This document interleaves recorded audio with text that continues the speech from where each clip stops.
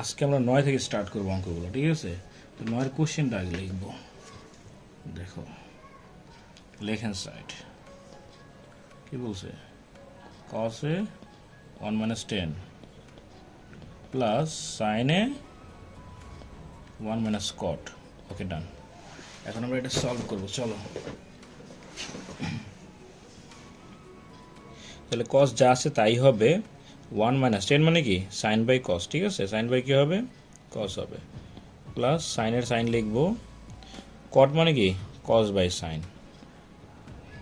ওকে, এখন আমরা উপরের cosটা cos ই রাখবো, নিচে আমরা কি করব দেখো, এটা লসাগু করে ফেলবো। কি করব, লসাগু। এই cos এর cos লিখবা, এই 1 এর নিচে কোনো সংখ্যা নাই, তাহলে cos এর সাথে 1 গুণ করলে এখানে cos হবে, মাইনাস cos cos বাদ দিলে এখানে sin চলে আসবে, sin। এটাও সেম কাহিনী, নিচে sin লিখবা। এই 1 এর নিচে কোনো সংখ্যা নাই, লসাগুর ক্ষেত্রে ডাইরেক্ট সাইনকে 1 দ্বারা গুণ করলে কি হবে, এখানে সাইনই চলে আসবে, আর এই মাইনাস থাকবে, সাইন সাইন বাদ দিলেই কসটা উপরেটা উপরেই থেকে যাবে, ঠিক আছে বন্ধুরা?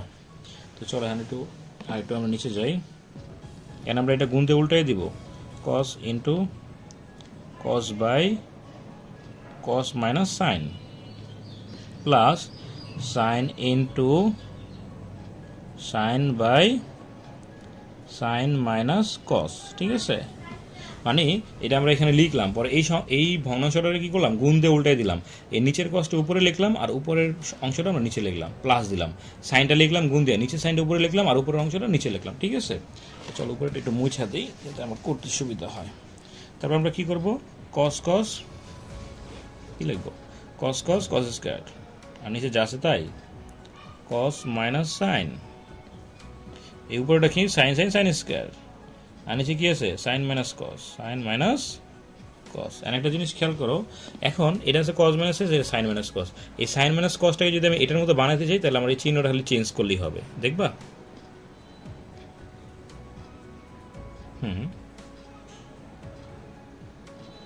কস স্কয়ারে কস মাইনাস সাইন, সাইনে এখানে খালি মাইনাস দিলে হবে, আর কিচ্ছু লাগবে না, ঠিক আছে বন্ধুরা?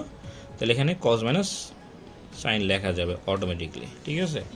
চলো এখন আমরা দেখব, এখন আমরা লসাগু করবো। লসাগুর ক্ষেত্রে কি দুটো সেম রকম না, বসাই দিলে হবে একটা যে কোনো, মানে আমরা কমন নিছি, এই দুটো থেকে একটা এখানে কমন নিব, ঠিক আছে? আর উপরে যা আছে তাই বসায় দাও, cos স্কয়ার এ মাইনাস সাইন স্কয়ার এ।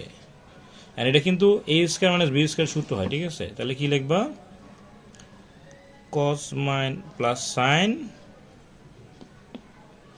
cos মাইনাস সাইন, ঠিক আছে? আর এখানে কি আছে, cos মাইনাস সাইন। এখন দেখো এটার সাথে এটা মিলে কাটা দিলাম, তাহলে বাকি যেটা থাকলো এটাই অ্যান্সার, এটাই রাইট হ্যান্ড সাইড।